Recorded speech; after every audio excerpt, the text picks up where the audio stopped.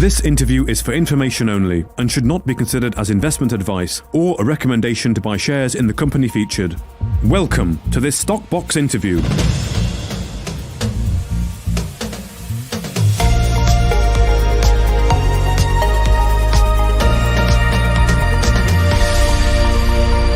Joining us today is Mark Sale, the CEO of First Class Metals, following news of an acquisition with Nunisco Resources for a gold project known as the Sunbeam Project. So hello Mark, thank you very much for joining us today. How are you doing first of all?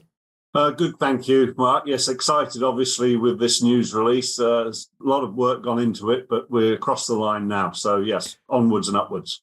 Onwards and upwards. Okay, well, I wonder if you can perhaps just explain a little bit about the deal, just as a high level. What's it all about? How long have you known about this property, and why did you take the opportunity? Okay, the deal's quite straightforward. Nunisco own the Sunbeam property claims and has an option over the English area. So together we're combining it to the Sunbeam project. On the project itself, the Sunbeam gold mine was a historical high-grade producer, stopped producing in 1905. But there are two sub-parallel trends to the Sunbeam gold mine trends, which have other showings on them, which have been developed, the Pettigrew and the Roy zones. So I can't identify any past production from those, but significant shafts were sunk on them. So they did produce from those. But the Sunbeam mine itself is underexplored. It's lacking cohesive development, and there is reportedly still significant ores or reserves in the mine itself. Okay. Well, if you can explain a little bit about why you think it was worth taking this acquisition here, because it is a pretty significant deal. So if we can talk a little bit about the prospectivity, because of course, First Class Metals have a lot of projects in the portfolio here.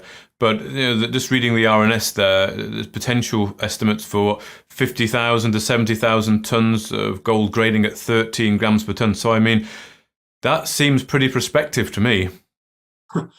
Yes, I think the important part to take away from that is that there remains prospectivity on the old mine site itself.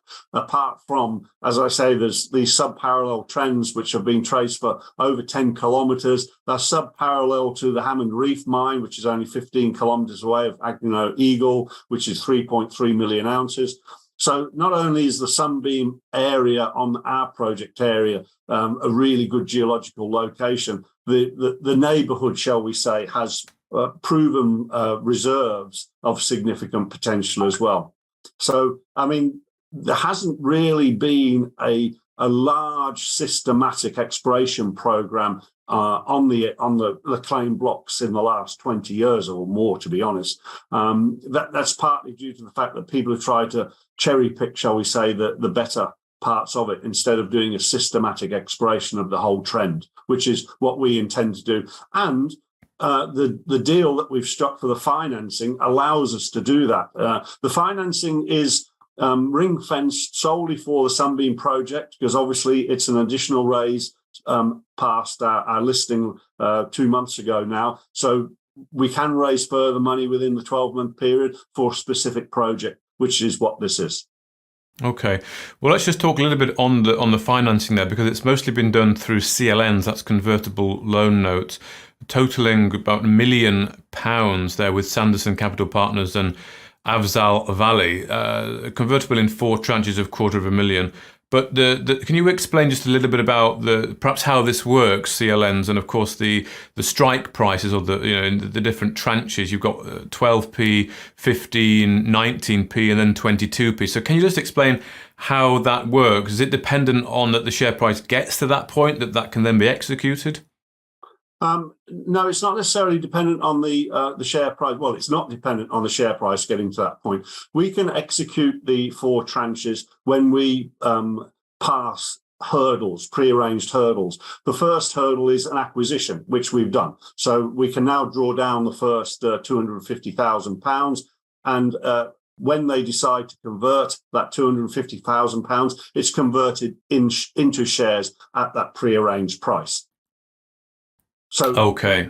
they're given the shares, which theoretically they could then sell to realise their loan, shall we say? Yes. Okay. So it's irrespective of the share price. Okay. Irrespective of the share price, and there's also half a warrant associated with the shares as well. So and as I say, the hurdles are. Well, we actually suggested the hurdles, so that user-friendly hurdles, the first one being an acquisition and the second one related to other activities on our project areas. Yeah. Okay. So there's nothing stopping this funding going ahead then? I mean, yeah, nothing will stop it. It'll go through, providing you hit those hurdles. It's very, very unlikely anything would stop it, Mark, because, as I say, that they're soft hurdles. Okay. And we anticipate the second hurdle being crossed very soon, which would allow us to draw down the second tranche as needed. Right. Okay. And that would be at the higher price, the 15 pence. Yes, that's correct. Yes. And as you say, there was also another 80,000 raised as a separate convertible loan note through to existing shareholders, and that's at 12p, which was at a premium when the negotiations took place. We took the average 5-day price, which was below 12p. So both these CLNs are at a premium to the price on the day. Yeah. Okay.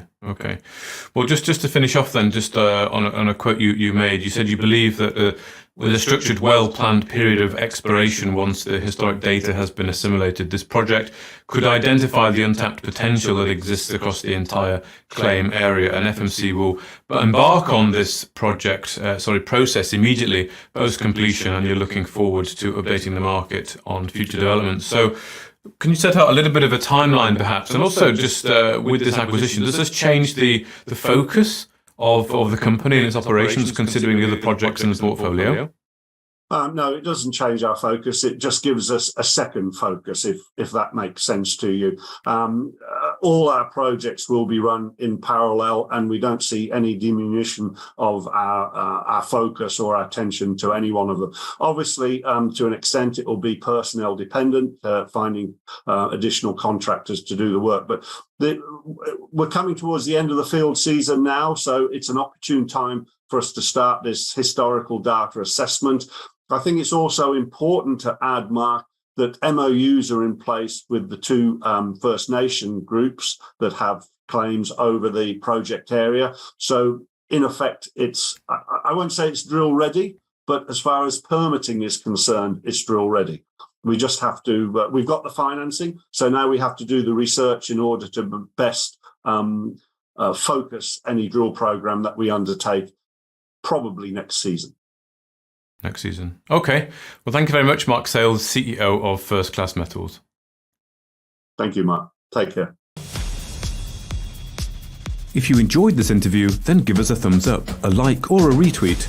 Subscribe to us on YouTube or follow us on Twitter, and hit that notification bell to be the first to know when we release new content. There's loads of great content on our website too, across all our programs at stockboxmedia.com. Thank you for watching.